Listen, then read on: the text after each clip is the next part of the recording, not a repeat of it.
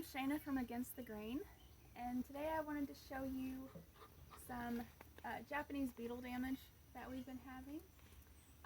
We are growing pole beans this year. We usually grow bush beans, but this year we're trying pole beans.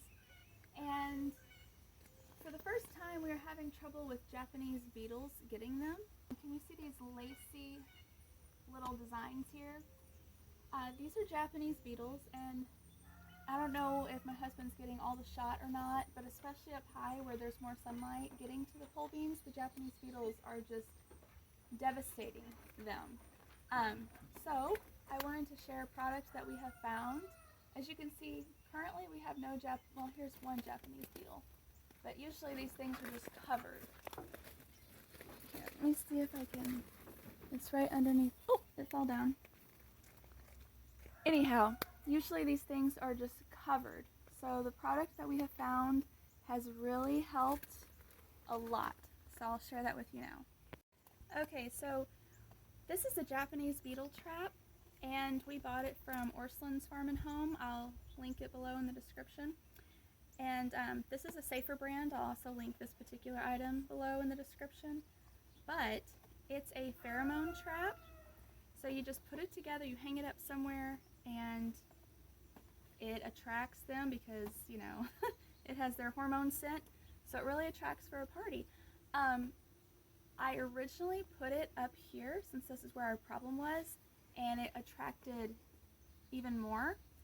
And since they were next to my green beans that they really liked, they actually preferred the green beans over the trap, so I moved the trap away, and I'll show you where I moved it to and how full it is.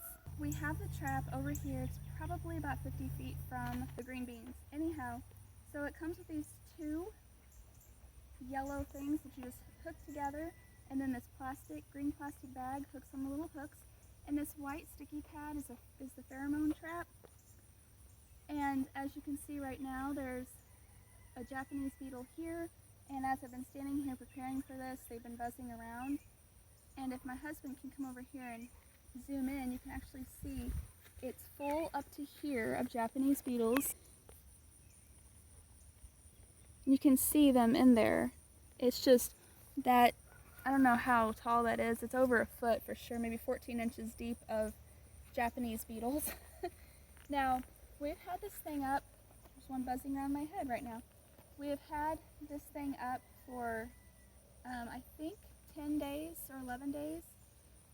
We've already dumped it once, and so if it comes really full like this and you want to dump it because you still need to collect some more, what I recommend is dumping them in a bucket of soapy water, because some of them will still be alive, okay?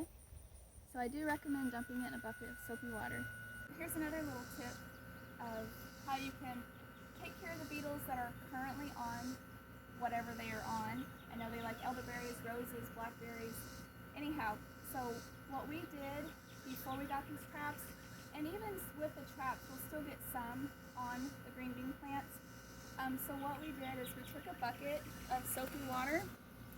Can you see all these Japanese beetles? Anyway, and so as they were up here, we just held the bucket under it and just gave a good tap to the leaf. And the beetles, they just, you know, fall off or they release very quickly. Anyhow, but that kind of, you know, drowns them and kills them. We empty this bucket out every couple days. So that's just another little tip you can do. Okay, so as we were closing out this video, I have some more Japanese beetles right here on a pepper plant. So here's one, and then here are two, and these two are mating down here. Anyhow, so just flick them into the soapy water. So there you go. I just also needed to add, for disclosure purposes, this is not a sponsored video in any way. This is just my own personal opinion. I'm not being, you know, paid or anything from Orscheln's or the Safer brand.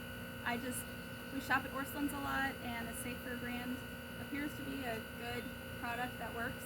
So I just wanted to share it with you.